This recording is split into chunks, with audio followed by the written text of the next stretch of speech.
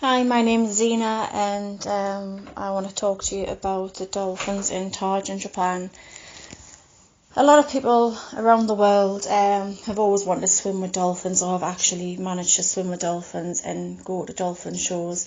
Myself, I went to the dolphin and killer whale show in France many years ago. Thought it was a fantastic show. Never thought nothing of it. Never actually really thought about where did these animals come from. It's not until I turned vegan about 3 years ago, I started really looking into actual animal welfare and where does my food come from, where does my entertainment come from. It's we've been blinded for years, we've been fed information that we think is right. It is, let's go and swim with dolphins, I've always wanted to do that, it's beautiful. Or, this burger, this cow lived happily ever after in a field and died of old age. That's what we were taught when we were kids. In the reality, that's not what it is. Unfortunately, the world is the way it is, and we can't change some of that. But small changes can be big changes, and one small change is a massive change for an animal. I've always been a very big animal lover, but I couldn't possibly love animals and eat them as well. So I totally went vegan overnight 3 years ago, and I've never looked back. My only regret is I never did it sooner, and I never educated my children how I know now.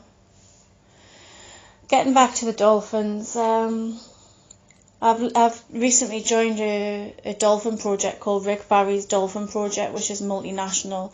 It's got a lot of celebrity support, a lot of government support, but there's not a lot we can do because the laws in Japan are completely different to where they are anywhere else. Commercial whaling was actually outlawed, and it's just been brought back in again, so they actually are allowed to do it. Recently I've been following Rick's page, which talks about The Cove. I've never ever seen the film The Cove. Now I've witnessed what I've witnessed, I never actually will watch that film because I think it would traumatise me massively. In some ways it's good to let people know what's going on, but in other ways it's damaging to other people's mental health. Especially people that really love animals, because there is people that love animals and still eat meat and still go to these shows. I just think people need re-educated in this day and age on what actually goes on. Now, there's a little village, a fishing village in Japan called Taiji, and 6 months of the year the trawlers and the banger boats they go out, and they just past Taiji is where the dolphins and the whales migrate to better climates.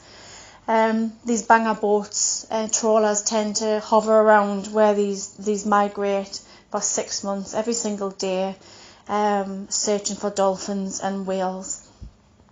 The banger boats go out to sea, and they spend hours trawling looking for pods. If they finally find a pod, what they actually do is they put a great big pole into the ocean and they continuously bang on it with hammers, and it disorientates the whales and the dolphins because their sonar and their sense of sound completely gets confused. So then the boats surround the banger boat and they all continue to do the same thing. So the dolphins and the whales all panic and they try and swim away as fast as they can. Unfortunately, the boats follow them and they bang and bang and bang until they drive them into the cove. The dolphins think they've escaped, but they haven't. They've actually driven to their own death and their own life of misery. Once they're in the cove, the fishermen surround the cove with a huge net and they capture them, and that is them locked in the cove. They drive them closer to the rocks, so they've got no way of escaping. A lot of these panic and they freak out, especially the younger ones, and they end up beaching on the rocks or severely injuring themselves or crippling their jaws, smashing their jaws, or even death. I get quite emotional talking about this project because it's quite upsetting once you read into it about what goes on. Once they're in the cove, depending on what they've captured, because there's many different species of whales and dolphins that they actually need, once they're driven into the cove, they aggressively, I've witnessed this myself on live feeds, they aggressively go through what they've caught. We'll use bottlenose dolphins for example, they're the most common ones that people know.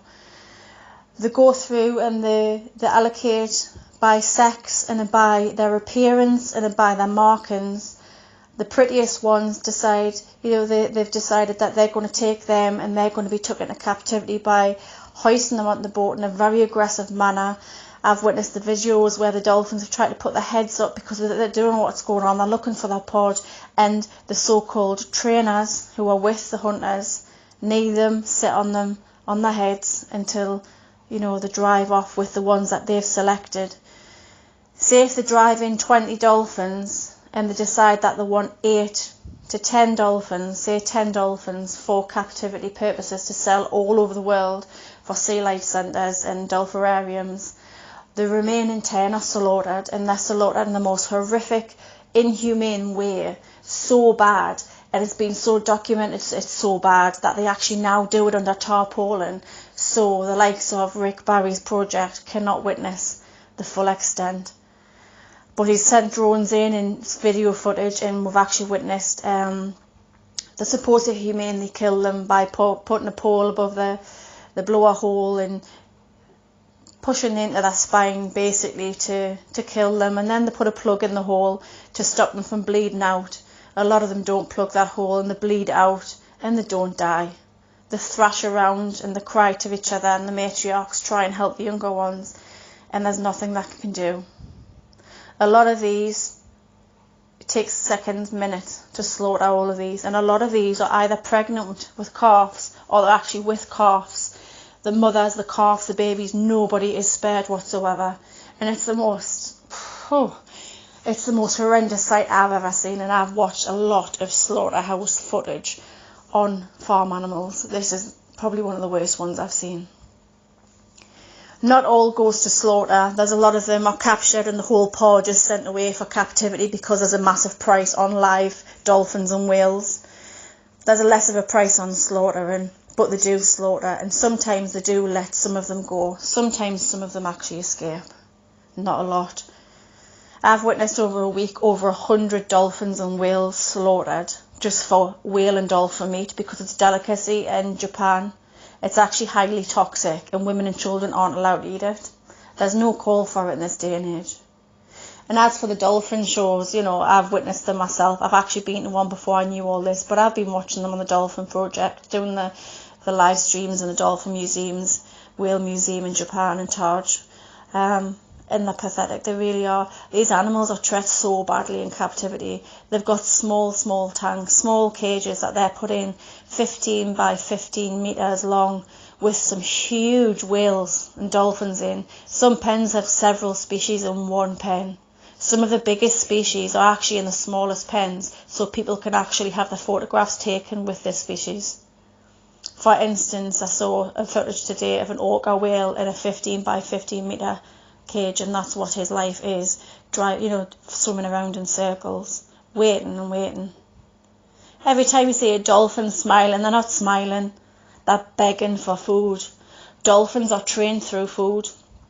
Basically they beg. They get trained, so if you do a backflip, if you swim through this, you will get some fish.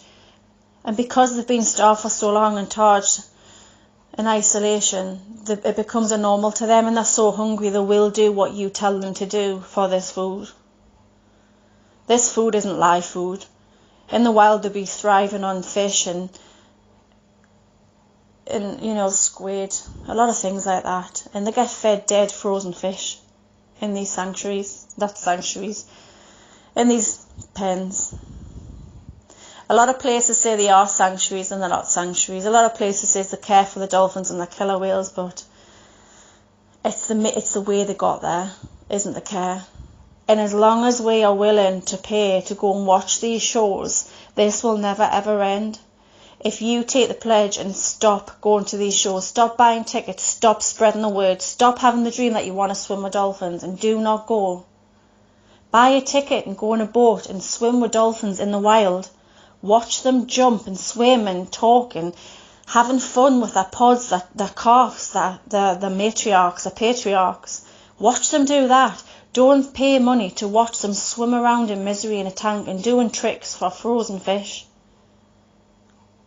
If you stop buying tickets, they will stop going out and hunting for these these dolphins and whales. If people aren't going to watch them in captivity, there'll be no call to captivate them. And if there's no call for captivity, there's no call for slaughtering either. There's a lot of Japanese are actually activists against all of this, but this village of Taj is all for themselves. I am absolutely disgusted in a lot of what's going on in this world, but we can't stop everything.